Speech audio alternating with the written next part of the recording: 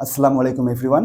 এডুসিটির পক্ষ থেকে সবাইকে স্বাগতম জানাচ্ছি আমাদের ওয়ান নাইট প্রিপারেশনে, যেখানে আমরা এক রাতের মধ্যে আপনাদের মেইন বইটাকে, মেইন টপিকগুলোকে রাপ আপ করার একটা চেষ্টা করেছি, যেন আপনারা পরীক্ষার আগে একটা রিভাইস এবং তার সঙ্গে সঙ্গে পরীক্ষার আগে যেন আপনার প্রশ্নের ধরন কীরকম হয় বা পরীক্ষার আগে আপনাদের কী কী করণীয় এগুলো সম্পর্কে বিভিন্ন টিপস কিন্তু আমাদের এই ওয়ান নাইট প্রিপারেশনের মধ্যে বিভিন্ন ক্লাসের মধ্যে আমরা কিন্তু ইনক্লুড করব।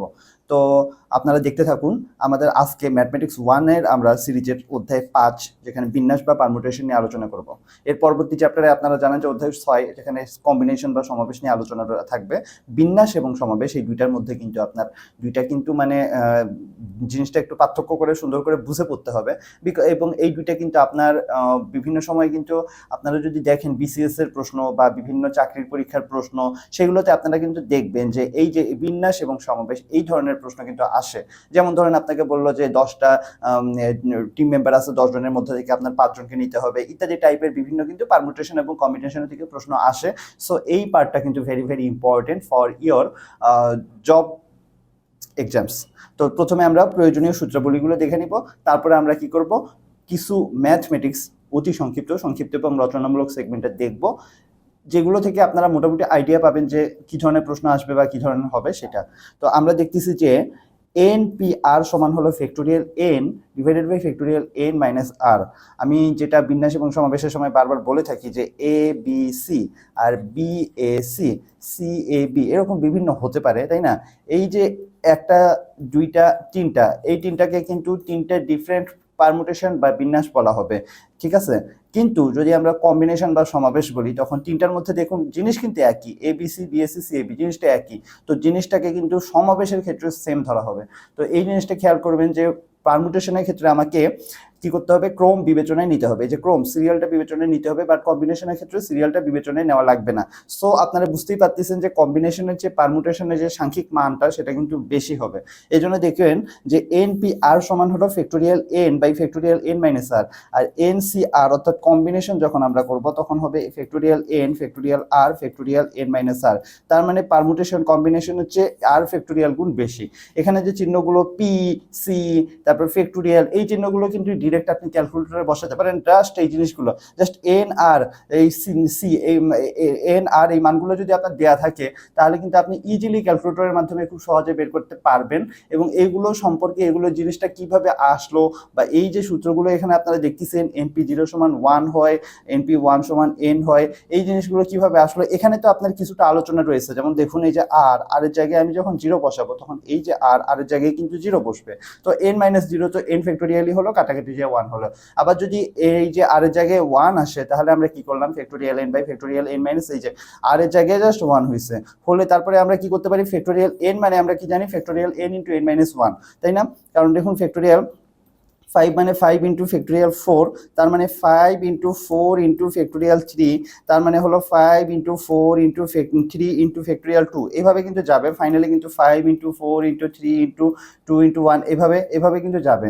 আপনারা জানেন যে ফ্যাক্টোরিয়াল জিনিসটা কি, এই যে দেখুন এখানে একটা দেওয়া আছে যে ফ্যাক্টোরিয়াল 6 সমান 6 into 5 into 4 into 3 into 2 into 1, অর্থাৎ 6 ইন্টু 5 ফ্যাক্টোরিয়াল। আবার এটাকে এভাবে বলা যায় 6 ইন্টু 5 ইন্টু 4 ফ্যাক্টোরিয়াল, এভাবে বলা যায়। তো আশা করি আপনারা জিনিসগুলো বুঝতে পারতেছেন। ফ্যাক্টোরিয়াল 0 সমান 1, ফ্যাক্টোরিয়াল 1 সমান 1, NPR সমান হবে ফ্যাক্টোরিয়াল n, এবং এই যে দেখুন ফ্যাক্টোরিয়াল n সমান factorial n into factorial n minus 1। তো এই যে ফ্যাক্টোরিয়াল চিহ্নটা আপনারা এইভাবেও দিতে পারেন, আবার ইচ্ছা করলে কিন্তু এইভাবেও দেওয়া যায়। মানে মনে করেন যে ফ্যাক্টোরিয়াল n আমি এইভাবেও লিখতে পারি, আবার এইভাবেও লিখতে পারি। তো এই যে জিনিসগুলো, এই যে বিন্যাসের এই যে সূত্রগুলো আপনারা দেখতেছেন, এগুলো এই যে থিওরিটিক্যাল পার্টটা কিন্তু আমরা এখানে তেমন একটা এক্সপ্লেনেশন দিচ্ছি না, বিকজ আপনাদের এখন সামনে টাইম কম। এই কম সময়ের মধ্যে আপনাদের শুধুমাত্র ম্যাথমেটিক্স 1 না, আরও বিভিন্ন চ্যাপ্টার আপনাদের পড়তে হয়। সেজন্য আমরা চেষ্টা করব যত কম সময়ের মধ্যে যত বেশি আউটপুট আপনাদের দেওয়া যায়। বাট আপনাদের যদি এই বিষয়গুলো সম্পর্কে আরো জানতে হয়, বা আরো যদি প্রিপারেশনটাকে আপনি স্ট্রং করতে চান, বা অন্যদের চেয়ে আপনি যদি ভালো রেজাল্ট করে এগিয়ে থাকতে চান, তাহলে সেই ক্ষেত্রে কিন্তু আপনাদের আমাদের মেইন কোর্সে যেতে হবে। বিকজ মেইন কোর্সে কিন্তু আমি সবসময়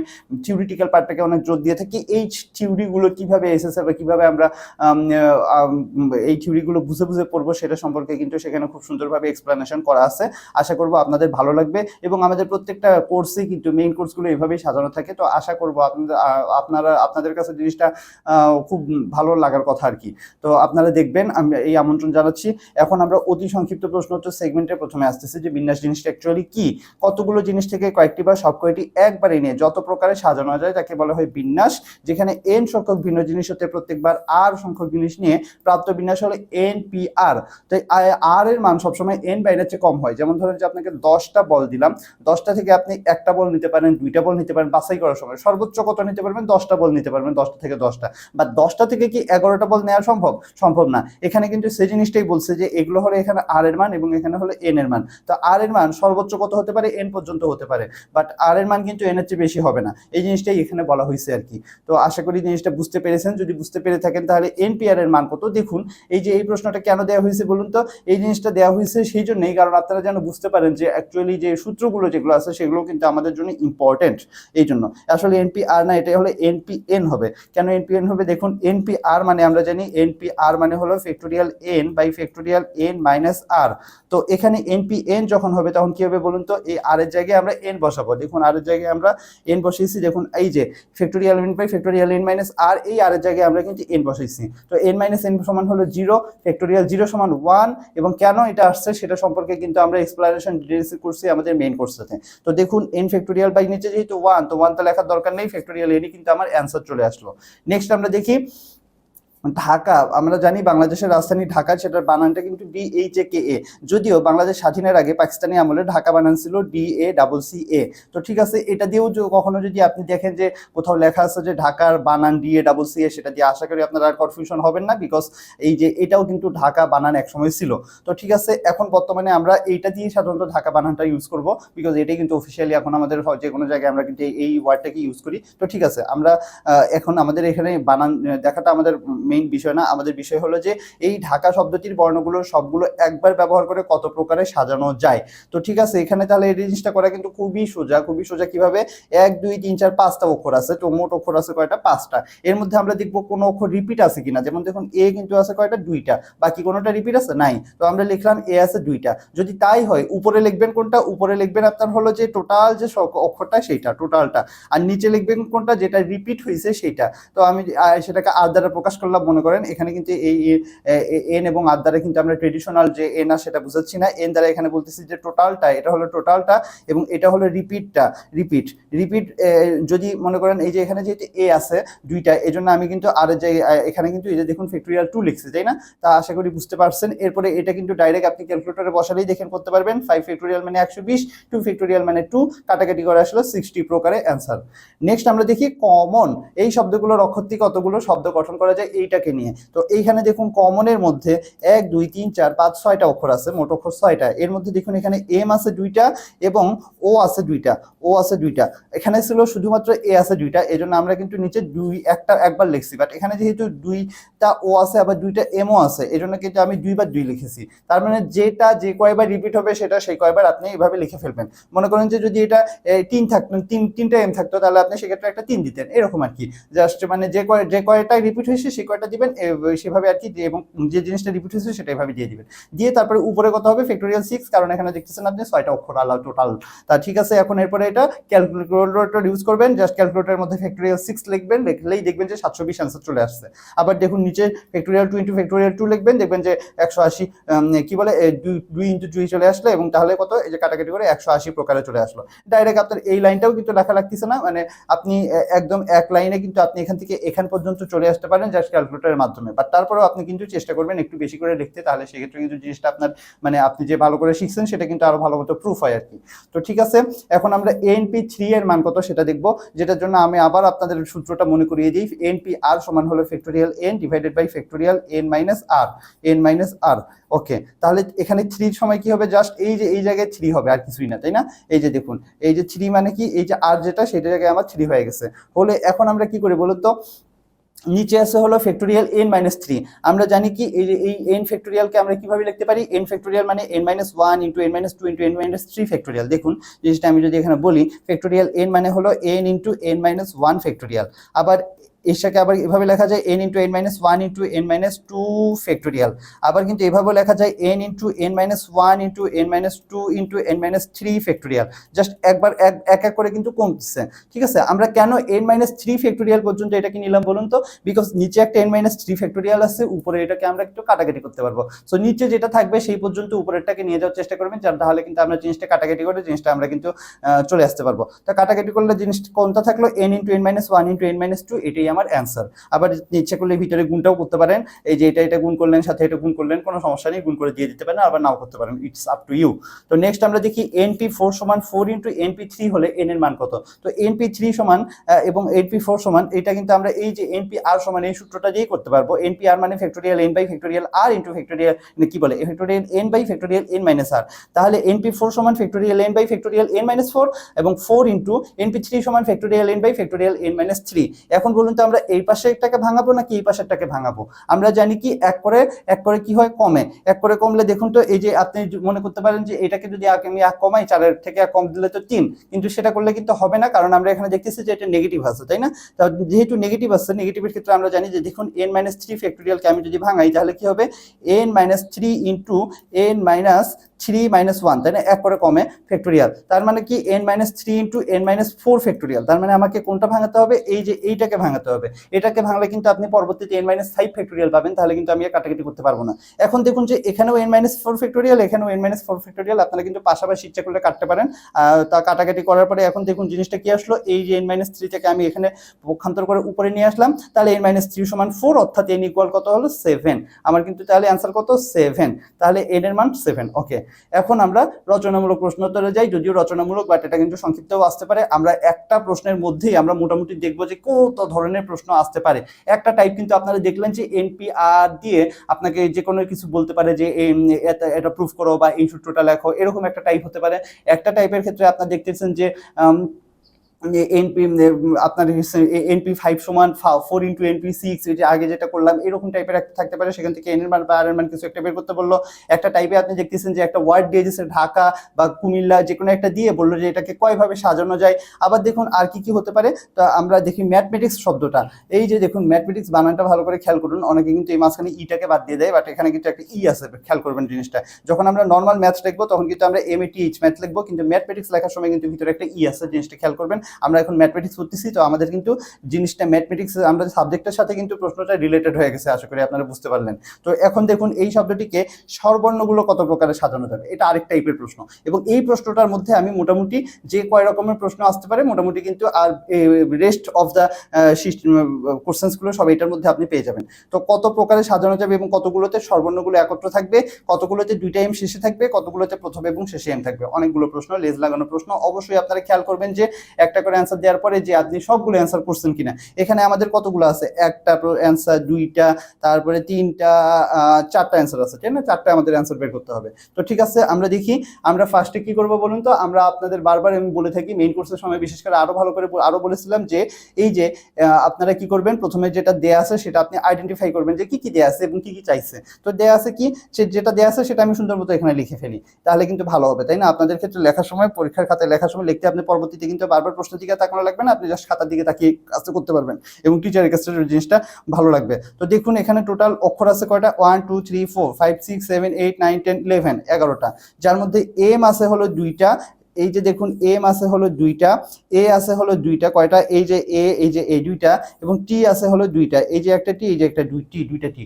তাহলে এখন মোট সাজানো যাবে কিভাবে বলুন তো। উপরে হবে ফ্যাক্টোরিয়াল 11 আপনারা জানেন, এবং নিচে হবে কয়টা, দুইটা এম, তার মানে ফ্যাক্টোরিয়াল 2, দুইটা এ মানে ফ্যাক্টোরিয়াল 2, দুইটা টি মানে ফ্যাক্টোরিয়াল 2। তারপরে এইটাকে এখন কি করবো আমরা, ক্যালকুলেটরে বসালে এই যে বিশাল বড় একটা সংখ্যা আসলো, ঘাবড়াবার কোনো কারণ নাই, আসতেই পারে, কোনো সমস্যা নেই। তো ঠিক আছে, এখন দেখুন আমাদের কিন্তু এই প্রথম পার্ট শেষ। পরবর্তীতে বলছে এদের কতগুলোতে স্বরবর্ণগুলো একত্রে থাকবে। তো আপনারা কি জানেন স্বরবর্ণ কি? স্বরবর্ণ মানে হলো ইংলিশে ভাওয়েল, যেটা সেইটা আপনারা একদম ছোটবেলায় পড়েছেন যে ভাওয়েল হলো 5টা, A E I O U, vowel হলো 5টা, E I O U, consonant হলো 21টা, বি সি ডি এফ যেগুলো আছে। তো আশা করি এগুলো আপনি ভুলে যান নাই। এখন দেখুন একদম ছোটবেলায় পড়াও কিন্তু আপনাদের এখন কাজে লাগতেছে। তার মানে পড়া, আপনি যখন যে জিনিসটা পড়ছেন কোনো কিছুই কিন্তু আপনার যে ফেলনা তা না, সবকিছুই কিন্তু যে কোনো সময় আপনার লাইফে সেটা কাজে লাগবে। এই জন্য বেশি বেশি পড়াশোনা করবেন, বেশি বেশি জ্ঞান আহরণ করবেন। তো এখন দেখি এইখানে স্বরবর্ণ রয়েছে কয়টা দেখুন তো। এই যে এখানে দেখুন এ একটা স্বরবর্ণ, ই একটা স্বরবর্ণ, এ স্বরবর্ণ, আই স্বরবর্ণ, তাহলে 4টা টোটাল আমরা স্বরবর্ণ দেখেছি, যার মধ্যে আবার এ আছে 2টা। তো ঠিক আছে, তাহলে এখানে স্বরবর্ণগুলোকে মোট যদি আমরা একত্রে ধরি, টোটাল আছে 11টা অক্ষর, 11টার মধ্যে দেখুন স্বরবর্ণ আছে 4টা। তো 4টা জিনিসকে আমি কি করলাম, 11 - 4 তাহলে কত হলো, 7টা। 7টা অক্ষর হলো কি এই স্বরবর্ণ 4টা বাদ দিয়ে। এখন আমরা কি করলাম, এই স্বরবর্ণ 4টাকে একটা ধরলাম, 4টা অক্ষরকে একটা ধরলাম, মানে একটা ফাঁকা জায়গায় রাখবো। এই যে এইখানে হলো টোটাল কনসোনেন্টগুলো, কনসোনেন্ট মানে ব্যঞ্জন বর্ণ 7টা আমরা এখানে রাখলাম, 1 2 3 4 5 6 7, 7টা রাখলাম। এই একটা আমি জায়গা রাখলাম, যেই অক্ষর জায়গাটার মধ্যে আমি কি করতে পারি, এই যে 4টা যে আছে ভাওয়েল, এই 4টার মধ্যে যে কোনো একটা বসবে এই একটাতে। এই জন্য তাহলে টোটাল এখন কয়টা হলো, 7টা, এবং এই যে এখানে হলো একটা, তাহলে টোটাল কয়টা হলো, 8টা অক্ষর। তা আশা করি আপনারা বুঝতে পেরেছেন যে 8টা অক্ষর কিভাবে হলো। যদি 8টা অক্ষর হয়, এখন 8টা অক্ষরের মধ্যে আমরা তো 8টা দিলাম, দেওয়ার পরে এই যে দেখুন এখানে এ আছে 2টা, এই জন্য কিন্তু একটা ফ্যাক্টোরিয়াল 2 হয়েছে। এবং আর কি আছে বলুন তো, আর হলো ফ্যাক্টোরিয়াল, আচ্ছা না, এখানে এ আছে 2টা, সেটা তো আমরা খেয়াল করবো না, কারণ এখানে তো এই যে এখানে তো একটাই জায়গা, একটার মধ্যে তো 2টা বসানো যাবে না। তার মানে আমাদের ভাওয়েল পার্টটাকে কিন্তু বাদ যাচ্ছে। তার মানে এই জিনিসটাকে আমরা এখন আর এইখানে নিচে লেখার ক্ষেত্রে কনসিডার করবো না। নিচে লেখার ক্ষেত্রে আমরা কনসিডার করবো যে 2টা এম এবং 2টা এ আছে, এটা বাদ দিলাম, কারণ হলো 2টার মধ্যে যে কোনো একটা এখানে বসতে পারবে। তো 2টা এম এবং 2টা টি আছে, তার মানে ফ্যাক্টোরিয়াল 2 ইন্টু ফ্যাক্টোরিয়াল 2। তো আশা করি বুঝতে পারছেন, নিচে জাস্ট ফ্যাক্টোরিয়াল 2টা আছে, এখানে 3টা আছে। কারণ কি, কারণ এখানে হলো আমরা যখন লিখলাম তখন আমরা ভাওয়েল পার্টটাকে বাদ দিয়ে লিখলাম, এই জন্য। তো এইটা এখন ক্যালকুলেশন করে যেটা আসলো, সেইটাই কিন্তু আমাদের কি হলো, স্বরবর্ণগুলোকে পাশাপাশি রেখে সাজানো সিস্টেমটা হয়ে গেল। স্বরবর্ণগুলোকে পাশাপাশি রেখে সাজানো যাবে, যেটা আমরা পাইলাম সেটাকে 12 দিয়ে আমরা গুণ করলে তাহলে কিন্তু আমরা অ্যান্সারটা পেয়ে গেলাম, তাই না? এখন তাহলে স্বরবর্ণগুলোকে যদি পাশাপাশি রেখে সাজানো যায় এতভাবে, তাহলে না রেখে সাজানো যাবে কিভাবে? টোটালটা থেকে আমি যদি এই যে একটু আগে যেটা বের করলাম অ্যান্সারটা, স্বরবর্ণগুলোকে পাশাপাশি রেখে সাজানো যাবে, সেটাকে যদি মাইনাস করি, তাহলেই কিন্তু স্বরবর্ণগুলোকে পাশাপাশি না রেখে যে সাজানো যাবে সেটা কিন্তু আমরা বের করে ফেলতে পারবো। তো ওকে, এটা যদি বুঝতে পারেন। এই যে দেখুন এখানে 12 কিভাবে আসলো বলুন তো। এখানে 12 আসার কারণ হলো যে এখানে দেখুন টোটাল 4টা আছে, তাই না? এখানে একটা জিনিস এখানে তাহলে আপনার এক্সট্রা লেখা লাগতো, সেটা হলো যে স্বরবর্ণ টোটাল আছে 4টা, তাহলে এই যে দেখুন 4 ফ্যাক্টোরিয়াল 4, এই যে এই ঘরটাতে আমরা তো তখন এই যে এই 7টার মধ্যে কিভাবে বিন্যাস করা যায়, 7টা এবং 8টা টোটাল বিন্যাসটা আমরা এই যে এখানে বের করছি। বাট আমরা এই যে একটা অক্ষরের জায়গার মধ্যে কিভাবে বিন্যাস করবো সেটা আমাদের তো বের করতে হবে, তাই না? তো এখানে টোটাল আমাদের কয়টা অক্ষর বসতে পারে, 4টা। এই জন্য উপরে আমরা কি লিখলাম, ফ্যাক্টোরিয়াল 4। এর মধ্যে এ আছে কয়টা, 2টা, তাই না? এই জন্য কিন্তু নিচে আমরা ফ্যাক্টোরিয়াল 2 লিখলাম, তাই না? এই জন্য দেখুন এখন তাহলে কাটাকাটি করে উপরে আসলো কি 4 × 3 × 2 ফ্যাক্টোরিয়াল, তার নিচে আসলো 2 ফ্যাক্টোরিয়াল, 2 ফ্যাক্টোরিয়াল কাটা গেল, তাহলে থাকলো 3 4 12। এইভাবে কিন্তু এখানে এই যে 12টা আপনারা দেখতেছেন, এই 12টা কিন্তু এইভাবে এখানে এসেছে। তো আশা করি যদি এটা বুঝতে পারেন, তাহলে এই পর্যন্ত ফাইনালি আপনি পুরোটাই একটু আগে আমি এক্সপ্লেনেশন করলাম বুঝতে পেরেছেন।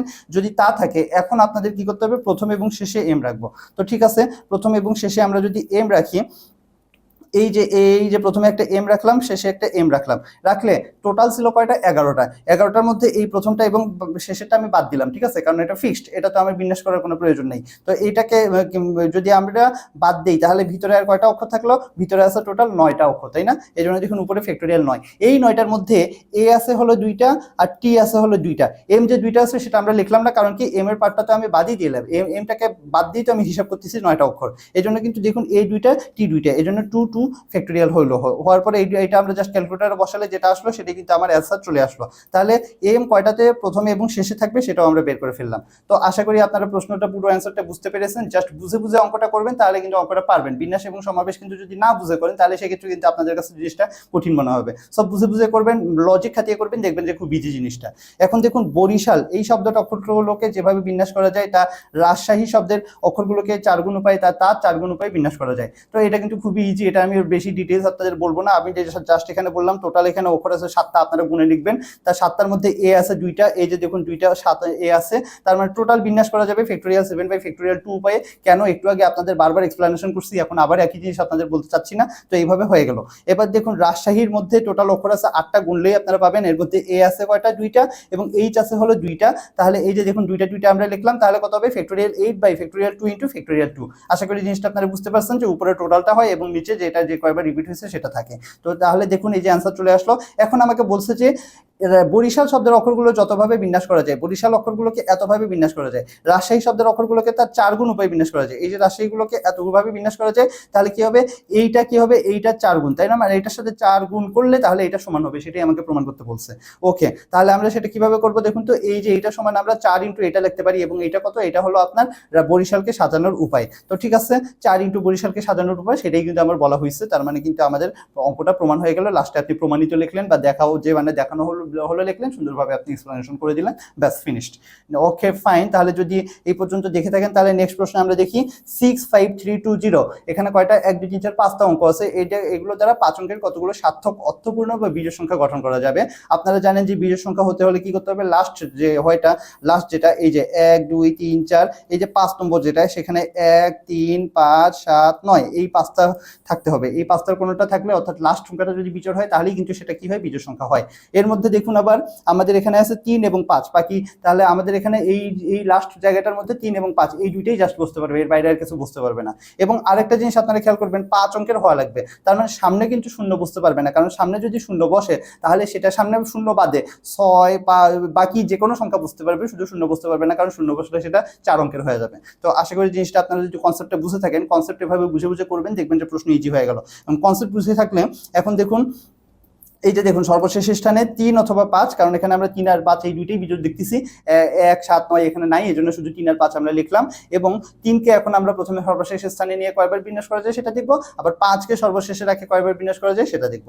তো 3কে আমি যদি সর্বশেষ স্থানে রাখি, তাহলে দেখুন টোটাল এই যে এখানে কয়টা আছে, 1 2 3 4 5টা, 5এর মধ্যে 3কে আমি লাস্টে রাখলাম, থাকলো হলো আর বাকি 4টা। এই 4টার মধ্যে আমি এখানে টোটাল বাকি 4টা অঙ্ক বসাতে পারবো। 3 তো বসানো হয়ে গেছে, বাকি 6 5 2 0 এই 4টা আমি এই 4টার মধ্যে বসাতে পারবো। তাহলে 4টা জায়গার মধ্যে 4টা জিনিস আমি ফিল আপ করতে পারবো ফ্যাক্টোরিয়াল 4 উপায়ে। ফ্যাক্টোরিয়াল 4 মানে 24। এই যে দেখুন এখানে সুন্দর মতো জিনিসটা কিন্তু বলা আছে, একবার লাস্টে আমি 3 রাখলাম, একবার আমি 5 রাখলাম, তাহলে বাকি অংশ আছে হলো 4টা করে, তাই না? তো ঠিক আছে, এখন আমরা দেখুন 0কে প্রথমে, এই যে 5টা একটু আগে যে আমরা দেখলাম, এর মধ্যে হলো এখানে এই যে টোটাল যে 24টা পাইছি, 24টার মধ্যে এমনও কিছু আছে যেখানে সামনে 0 আছে, তাই না? কারণ এটাকে তো আমরা বাদ দিইনি। তো 0 সামনে আছে, এরকম সর্বশেষ স্থানে রেখে বাকি 3টা অঙ্ক টোটাল আমাদের দেখতেছি যে এই যে 5টার মধ্যে লাস্টে আমরা 3কে রাখছিলাম, তাহলে এখানে থাকলো 1 2 3 4টা। 4টার মধ্যে এখানে আমরা এখন 0 আছে কয়টাতে সেটা হিসাব করব। তাহলে বাকি অংশ আমার কয়টা আছে, 3টা, তাই না? তিনটা জায়গায় আমি কি কি বসাতে পারবো, 0 আর 3 বাদ দিয়ে 6 2 আর হলো 6 2 আর হলো 5। তো 6 2 5 3টাকে তাহলে কয়ভাবে বসানো যাবে, এখানে ফ্যাক্টোরিয়াল 3 উপায়। এই দেখুন ফ্যাক্টোরিয়াল 3 উপায়। তো এই ফ্যাক্টোরিয়াল 3 উপায়ে সামনে যেহেতু 0 আছে, তাহলে এগুলো কিন্তু 5 অঙ্কের হচ্ছে না, তাহলে এগুলো কিন্তু আমার টোটাল যে 24টা আছে সেখান থেকে মাইনাস হবে। তো 24 থেকে মাইনাস হলেই কিন্তু দেখুন টোটাল কত হলো, 18 উপায় থাকলো। তো আশা করি আপনারা জিনিসটা বুঝতে পারলেন। তো এখানে যদি 18টা উপায় হয়, এখন দেখুন 3কে কিভাবে লাস্টে রেখে আমরা করলাম, সেরকম 5কে লাস্টে রেখে আমরা কয়টা করতে পারবো, সেম একদম সিমিলারলি এখানে 3 জায়গায় 5 হবে। তো একবার হলো আমরা এই 4টা এখানে অন্যগুলো বসাবো, তারপরে একবার 0 বসায় কোনটা আছে সেগুলো বাদ দিব, বাদ দিয়ে ফাইনালি আমরা কিন্তু দেখবো যে সেম 18 উপায়ই হবে, কারণ একদম সেম জিনিস। তো 18 এবং 18 একই জিনিস আমি বারবার না লিখে জাস্ট এটা বললাম, অনুরূপ ভাবে দিয়ে লিখে ফেলতে পারলাম। তাহলে যদি তাই হয়, তাহলে আমাদের টোটাল হলো কত, 18 যোগ 18 সমান 36 উপায়। এটা কিন্তু আমার অ্যান্সার। তা আশা করি আজকের ক্লাস আপনাদের ভালো লেগেছে। এভাবে আমাদের প্রত্যেকটা চ্যাপ্টারের অনলাইন প্রিপারেশন রেডি হচ্ছে, আপনারা আশা করি দেখবেন এবং উপকৃত হবেন। আপনাদের যদি ক্লাস সম্পর্কে কোনো পরামর্শ থেকে থাকে, তাহলে আপনারা সেটা অবশ্যই আমাদের কমেন্টে জানাবেন, আমরা কিন্তু আপনাদের পরামর্শকে মূল্যবানভাবে গ্রহণ করব। তো আপনারা এডুসিটি সাথী থাকুন এবং আপনাদের জোর প্রিপারেশন নেই, আশা করি আপনারা ম্যাথমেটিক্স মানে খুব ভালো ফলাফল করতে পারবেন। সবাই ভালো থাকুন, সুস্থ থাকুন, আসসালামু আলাইকুম।